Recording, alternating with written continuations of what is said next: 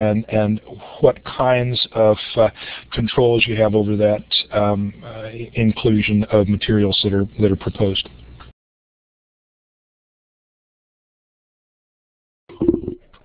Hi, Alan. It's Tony here. I think this is a really good question, especially about the quality of submission.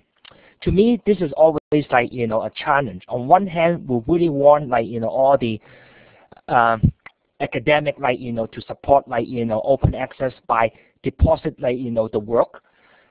But but it's really difficult because we do not see ourselves as a police to monitor everything, especially about the quality of the submission. I think what we need to do is we do a lot of in-service. We try to identify what are some of the best practice, what we consider as quality scoring material. Now, in terms of how we adjust the different access, actually we are quite flexible. We do have a policy in place. If you go and look at the AU space, we have established a policy.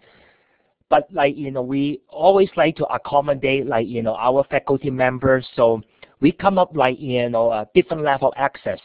Of course, the ideal world is we always want open access. But indeed, for some reason, they want to restrict access. We do provide that kind of flexibility for faculty member to restricted access. Plus, we are also doing some exploration. Is, for example, if the article has been published, on a website, we could set up a link to the external site, but they can also submit their own work document or manuscript. So when they log in, using their own account, they will access to the archive copy. But for the outside, what they will see will be external link to the website or to an online journal article. So not sure if I answer your question. I think you answered it in part. I guess my concern is, and maybe it's too early in this process, if you have 1,300 articles or pieces, you may not have reached this point. But I would be concerned that the educational repositories not become the equivalent of YouTube, where anybody can put up anything that they want to, and it becomes very difficult to sift through and find the things that are really useful. Some of that vetting, I'm certain, is done just because it's your faculty that you're working with, and so you have a knowledge of them and their qualifications, hopefully, that sets them apart from the general population. But I see that as a problem that if not currently present, is something that we're going to have to address eventually within the educational system. We want to preserve, but just to preserve everything without any kind of consideration of value and usefulness, I think eventually we wind up with something that is as useless as if we had not preserved anything in the first place.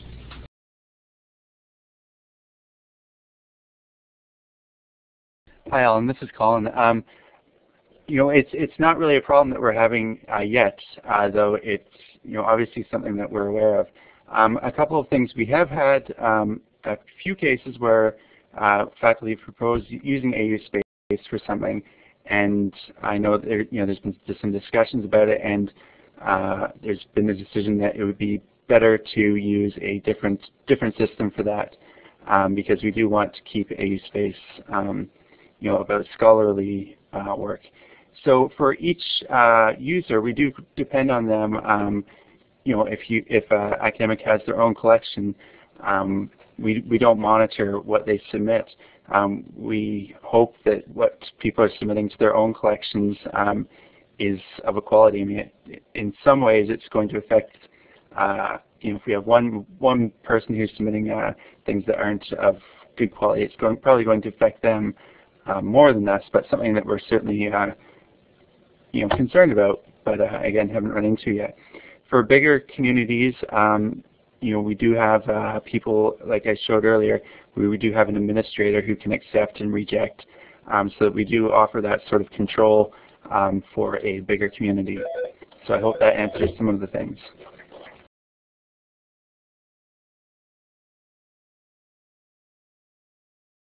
if there are other questions or comments, please feel free to grab the microphone. We have a couple of minutes here, and just remember to click on it again when you're done speaking.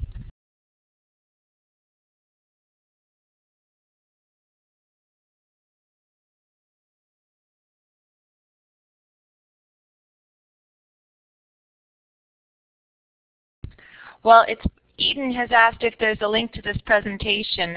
Yes, actually this presentation will be archived on AU Space, and I'll put the link up there for you. The link to AU Space specifically is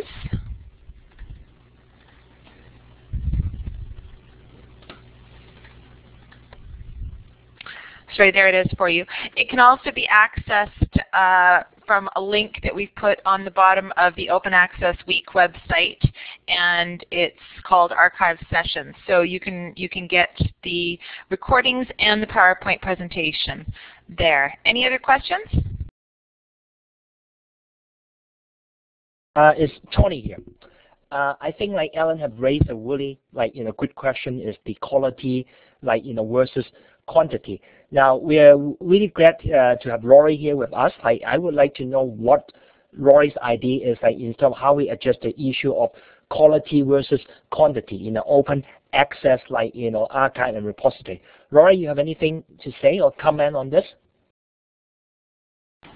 Can you hear me okay?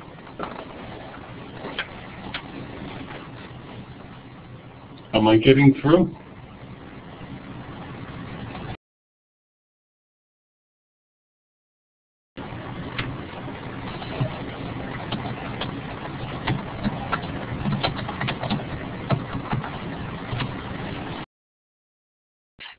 Go ahead, Rory. We could hear you very clearly.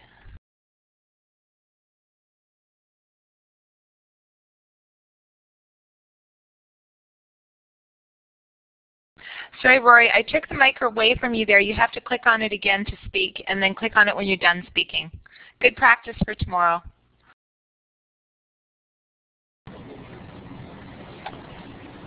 Yes, the issue of quality, I mean, it can be done by limiting, having professionals, teachers, and subject matter experts limiting what goes on a specific repository.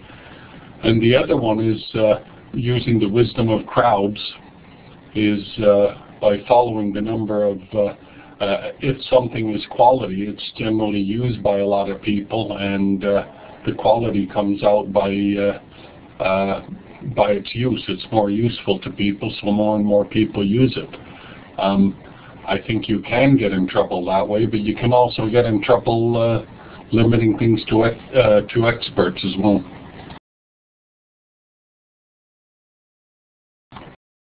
Perhaps a combination of both would be the most appropriate.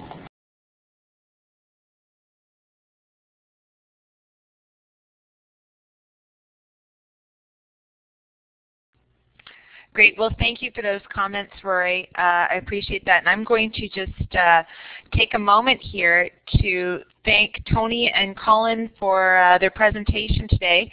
It was really informative, and I'm sure there's a lot of people here who appreciate you raising their awareness of open access repositories and AU Space in particular. I know Colin got me started over a year ago posting all of the CIDR recordings and PowerPoints up to AU Space, and it's been a great place to store those and make them accessible to everybody, and know that they're safe for a long time into the future. And so as a user, I can tell you it's very user friendly, and I appreciate that service that the two of you provide.